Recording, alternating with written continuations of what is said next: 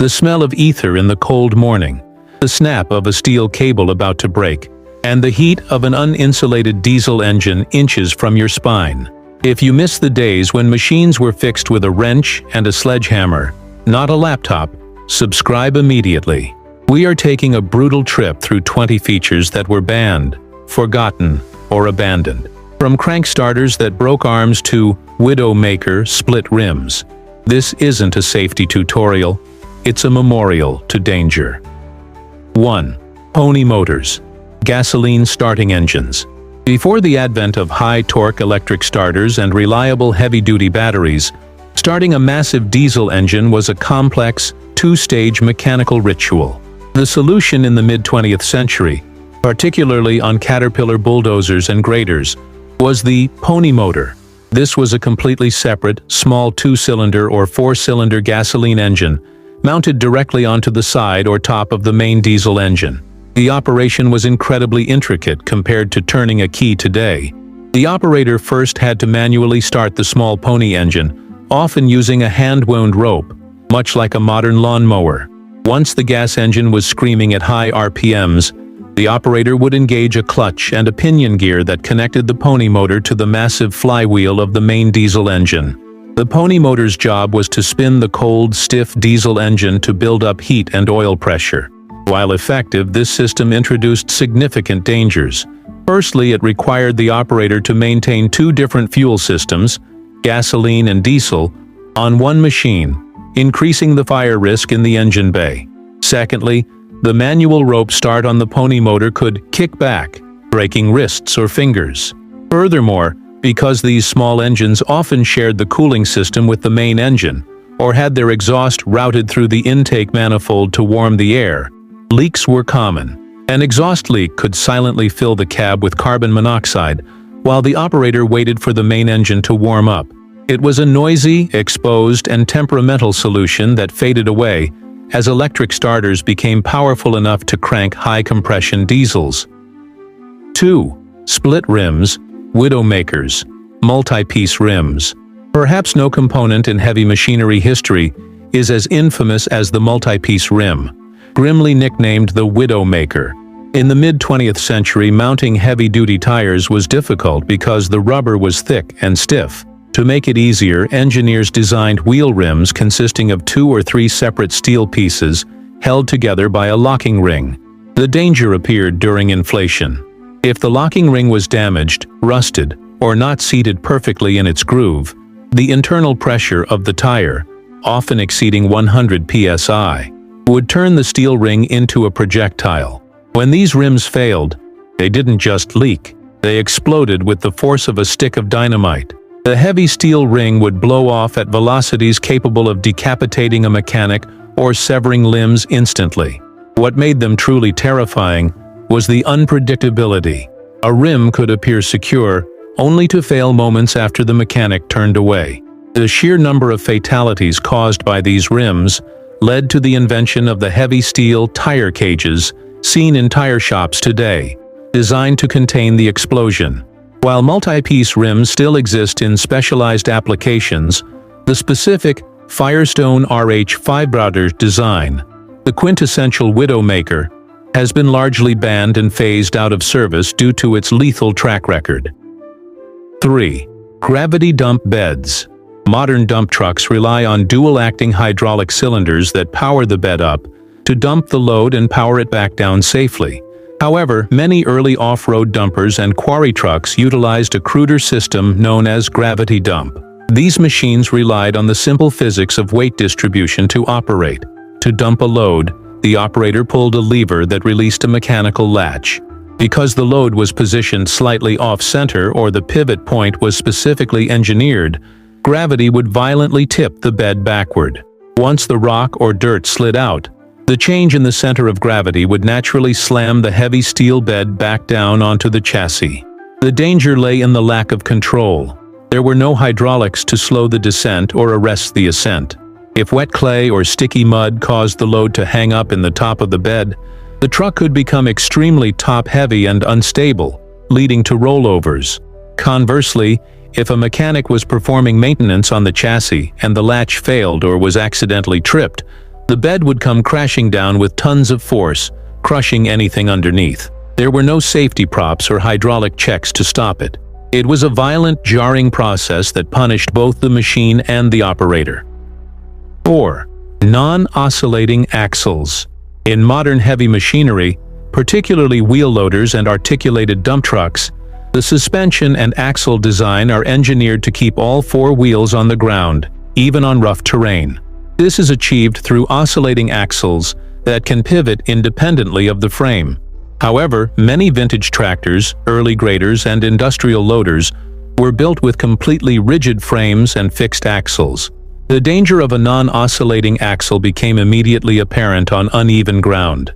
If one wheel rolled over a large rock, a stump, or a mound of dirt, the entire machine would tilt violently because the axle could not pivot to absorb the height difference. This rigid geometry often resulted in the machine tripoding, where one wheel would lift completely off the ground, significantly reducing traction and braking ability. On steep slopes or hillsides, this rigidity was often lethal. Without the ability to conform to the terrain, the center of gravity would shift drastically with every bump, making these machines highly prone to rollovers. In an era before rollover protection structures, ROPS, were standard, a rollover often meant the operator was crushed underneath the machine. The lack of oscillation required the operator to be hyper-aware of every inch of the terrain, as a single unseen obstacle could flip the machine. 5. Steel seats. The pan seat.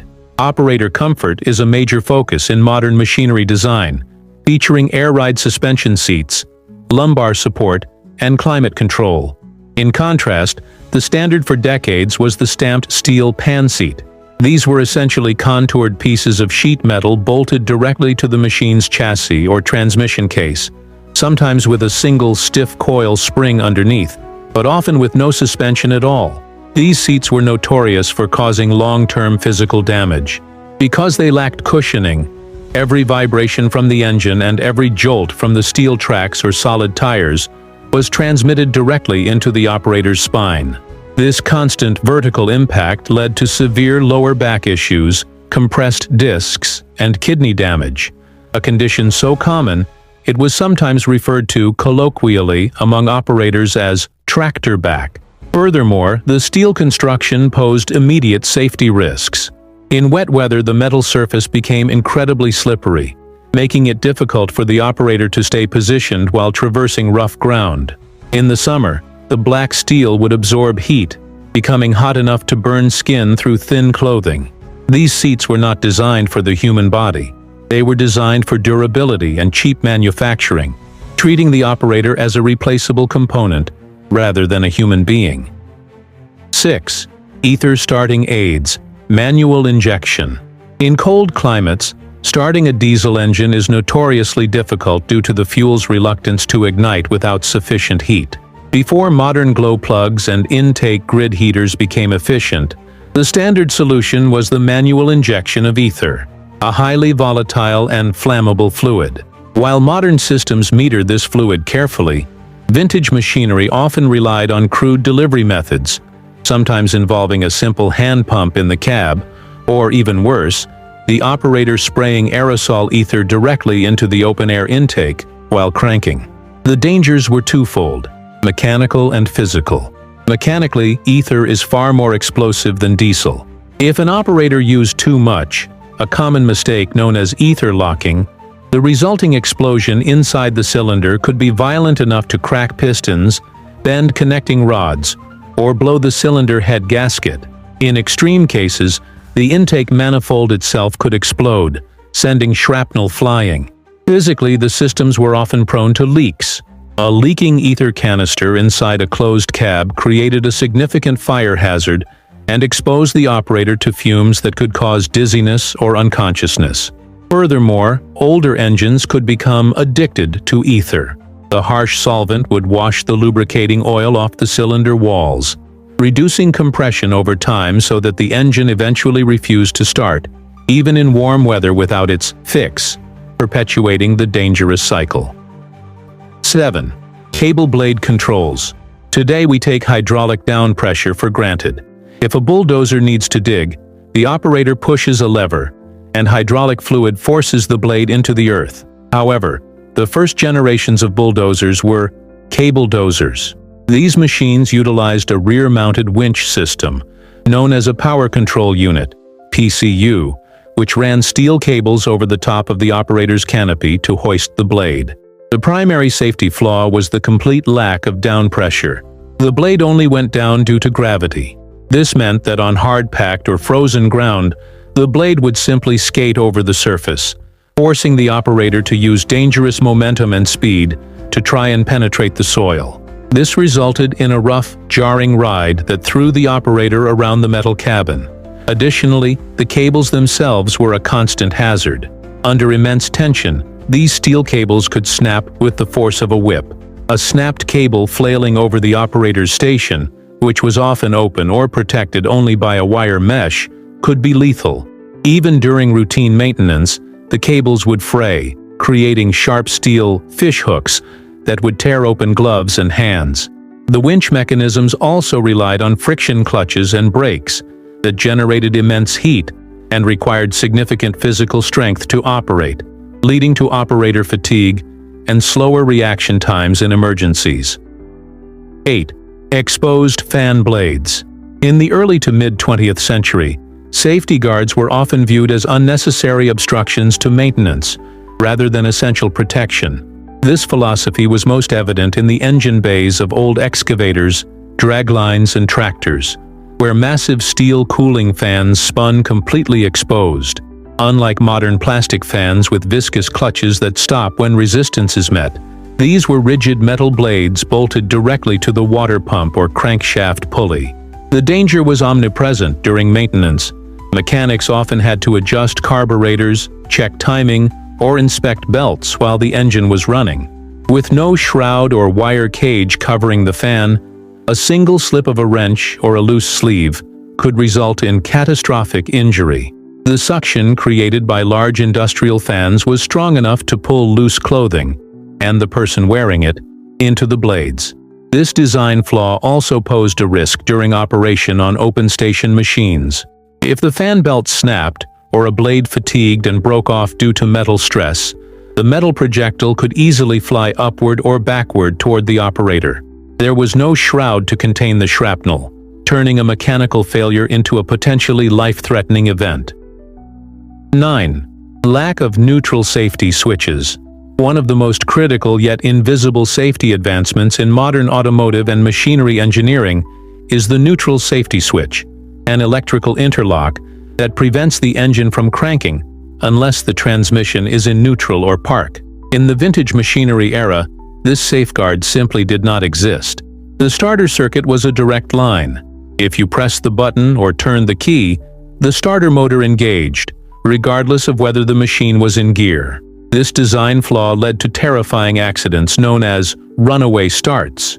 If an operator had shut down the machine in first gear the day before and forgot to shift to neutral upon returning, turning the key would cause the massive machine to lurch forward instantly.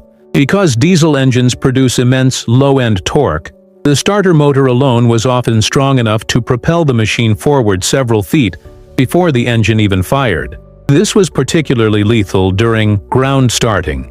Mechanics or operators often stood beside the machine to troubleshoot the engine or reach the starter solenoid directly. If the machine was in gear, it would lunge forward unexpectedly, crushing the person standing in front of the tracks or wheels. There were no warning beepers or electronic checks to prevent this sudden, violent movement. 10. Chain drives, exposed final drives.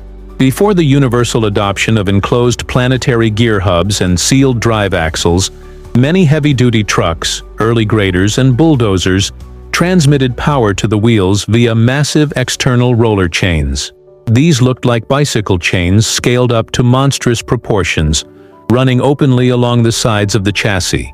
The primary danger was catastrophic structural failure. Under the immense tension of hauling logs or grading hard earth, these steel chains were prone to snapping. When a chain under thousands of pounds of tension broke, it didn't just fall off. It whipped out with tremendous kinetic energy. The flailing steel could tear through sheet metal fenders, hydraulic lines, and, in worst-case scenarios, the operator's cab itself. Furthermore, the exposed nature of these drives created an entanglement nightmare. There were rarely guards covering the sprockets. Loose clothing, rocks, or branches could easily be caught in the nip point between the chain and the gear. For mechanics working near running machinery, the silent moving chain was a constant amputation hazard. Maintenance was also perilous, as these chains required frequent greasing and tensioning, often forcing the operator to work in close proximity to the pinch points while the machine was jacked up or even idling. 11. Manual steering. Mechanical steering. Before the universal adoption of hydraulic power steering, operating heavy machinery required immense physical strength, jokingly referred to by operators as Armstrong steering. However, the effort required to turn the wheel was not the primary danger. The lethal risk came from the direct mechanical linkage between the front wheels and the steering wheel. In a system without hydraulic dampening, any force applied to the road wheels is transferred directly back up the steering column.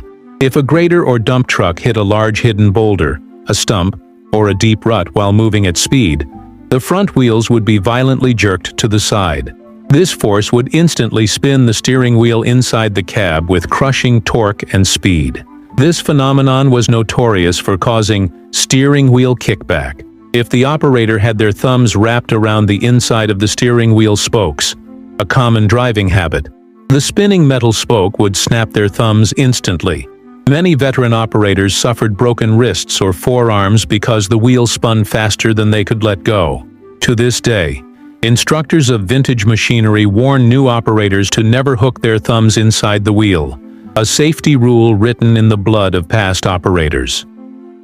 12. Knucklebuster levers. Ergonomics is a relatively modern science. In the early days of heavy iron, the layout of the operator's station was dictated by the mechanical routing of rods and linkages, not by human comfort. This resulted in cabs cluttered with long steel levers for steering clutches, master clutches, brakes, and throttles, often positioned dangerously close to the steel dashboard or the structural frame of the cab. These controls earned the nickname Knucklebusters because of the way they operated. Many early clutches were not hydraulic. They were mechanical over-center clutches that required a significant amount of force to snap into engagement. When an operator shoved a lever forward to engage a winch or a track clutch, the sudden release of resistance often caused their hand to carry through and smash into the adjacent metalwork. The danger increased as the machine aged. As linkages wore out and became loose, the travel distance of the levers would change, often bringing the handle even closer to pinch points. Operators frequently finished shifts with skinned knuckles, bruised fingers, or crushed hands. In cold weather, when hands were numb and reflexes slowed, these poorly placed levers made precise control difficult and painful, leading to operational errors. 13. Sight glass fuel gauges. Reliable electric fuel sending units and dashboard gauges were luxury items that often failed in the harsh vibration of construction sites.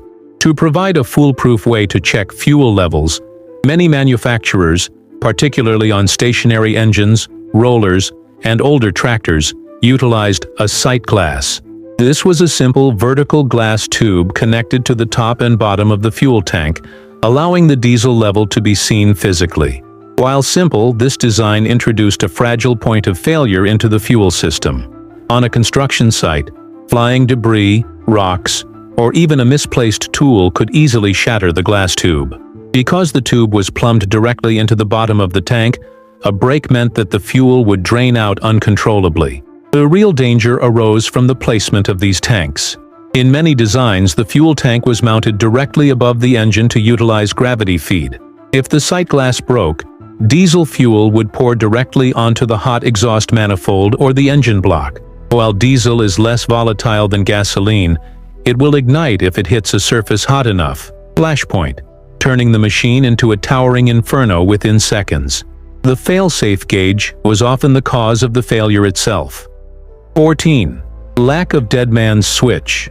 Operator present system. Modern heavy machinery is equipped with sophisticated, operator presence systems. If a driver unbuckles their seatbelt or lifts their weight off the seat, the hydraulic functions lock out, the parking brake engages, and often the engine cuts power. This technology ensures that a machine cannot operate without a human in control. In the vintage era, however, the machine was indifferent to the operator's presence. Throttles on old bulldozers and excavators were not spring-loaded pedals that returned to idle when released. They were friction levers that stayed exactly where they were set. If an operator suffered a medical emergency, such as a heart attack, or was thrown from the cab due to a violent jolt, the machine would not stop. It would continue chugging forward at the set RPM, turning into a multi-ton unguided missile. There are harrowing historical accounts of ghost machines, bulldozers or tractors that continued to track across fields, through fences, and even into buildings after the operator had fallen off. The only way to stop a runaway machine was for a brave coworker to chase it down, jump onto the moving tracks, and manually kill the engine. A feat that was as heroic as it was deadly. 15. Open gearboxes. In the age of steam shovels and early internal combustion cranes, enclosing complex gear trains was considered expensive and unnecessary. As a result, many machines featured massive spur gears and pinion gears that rotated in the open air, often right next to the operator's legs or arms. These open gearboxes were commonly lubricated with open gear lube, a thick tar-like grease designed to stick to the metal teeth. Unfortunately, this sticky substance also grabbed onto loose clothing, rags, and tools. The point where two gears mesh together is known as the nip point, or pinch point. If a mechanic's sleeve or a loose pant leg brushed against the spinning gear, the fabric would be instantly snagged by the grease and pulled into the crushing mesh of the teeth. There was no safety release. The torque of the engine would pull a limb into the gears without hesitation.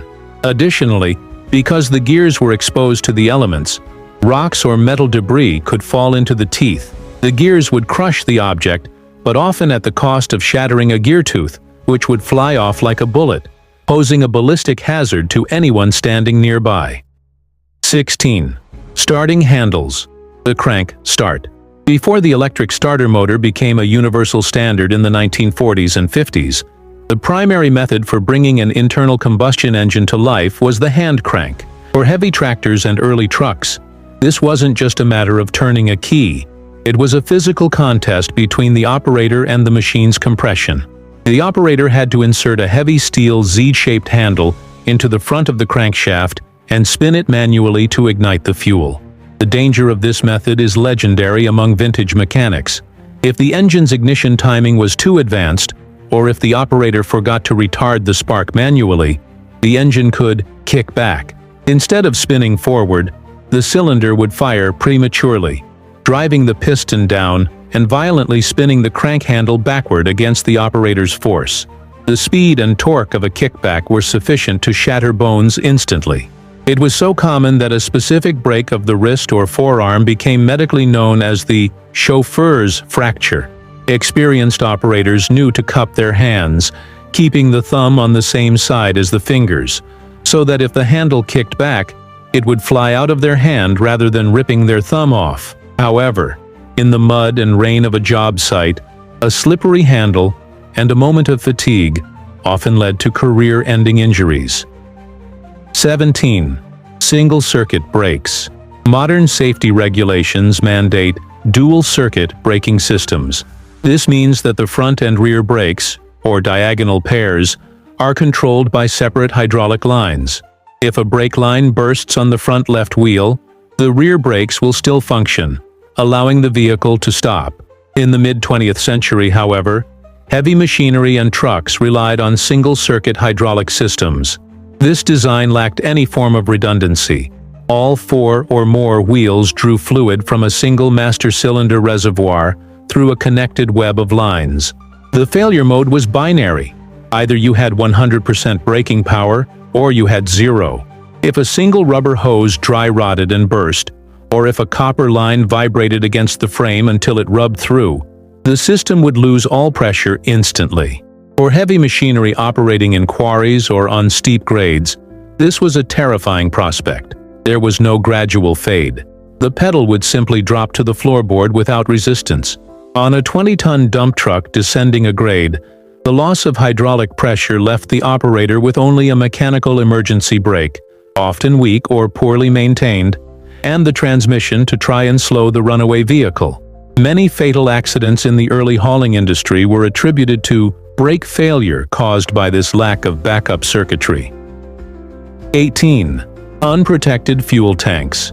In the pursuit of compact design and gravity-fed fuel systems, engineers of the past often placed fuel tanks in precarious locations.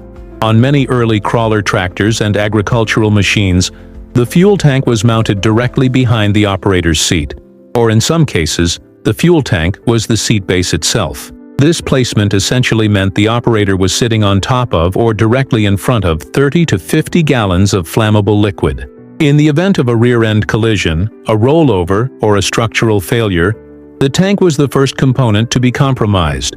Unlike modern tanks, which are often plastic, which deforms, or protected by heavy steel frame rails, these were exposed sheet metal vessels. If a tank ruptured during an accident, the operator would be instantly soaked in diesel or gasoline. Because heavy machinery involves hot exhaust manifolds and electrical sparks, the risk of immolation was extremely high. There was no firewall to separate the driver from the fuel source. If a fire started, it didn't start in the engine bay, it started in the cockpit, giving the operator almost no time to escape the flames. 19. Lead paint. For most of the 20th century, the heavy machinery industry prioritized durability above all else. Machines had to sit outside in rain, snow, and scorching sun without rusting. The solution was lead-based paint. Lead was added to pigments to accelerate drying, increase durability, and resist moisture corrosion. The vibrant Caterpillar yellow, John Deere green, or Alice Chalmers orange, seen on vintage equipment, owed its longevity and deep color to high lead content. The danger of this feature is insidious because it is not immediate. The risk arises during the restoration or repair of these machines. When a mechanic takes a sander or a grinder to an old chassis to prep it for repainting, or uses a torch to cut through a painted bolt, the lead is aerosolized into toxic dust and fumes. Inhalation of lead dust is a potent neurotoxin. For workers in the mid-century who spent their careers sanding and painting equipment without respirators, lead poisoning was a genuine occupational hazard. It attacks the nervous system, kidneys, and bone marrow. Today, handling a vintage machine often requires treating the paint itself as a hazardous material, requiring chemical stripping and containment protocols that were non-existent when the machine was built. 20. Asbestos, insulation, and friction. Material. If lead was the king of paint, asbestos was the king of heat resistance. In the heavy machinery world, heat is a constant enemy, generated by massive diesel engines and heavy friction. Manufacturers used asbestos liberally because it was cheap, durable, and fireproof. It was the primary ingredient in brake linings, clutch discs, exhaust manifold gaskets, and even the thermal insulation lining the operator's cab. The silent killer nature of asbestos became apparent in the maintenance shop. A standard practice for decades was to blow out the brake assemblies with compressed air during a service interval. This action created a cloud of invisible, microscopic fibers that mechanics breathed in daily. Unlike a physical injury from a gear or a lever, the damage from asbestos, specifically mesothelioma and asbestosis, takes decades to manifest. The fibers lodge permanently in the lining of the lungs, causing scar tissue and cancer. While modern machinery uses ceramic or metallic composites for brakes and fiberglass for insulation, millions of tons of vintage machinery still contain their original asbestos components. A mechanic working on a 1960s bulldozer today must assume that every gasket, brake shoe, and piece of lagging contains this lethal mineral. Each of these 20 items tells a story of mechanical evolution, often written in accidents. Today we have comfort, but we have lost the physical, visceral connection to the machine. We are here to remember the rough edges of history that the industry tries to smooth over.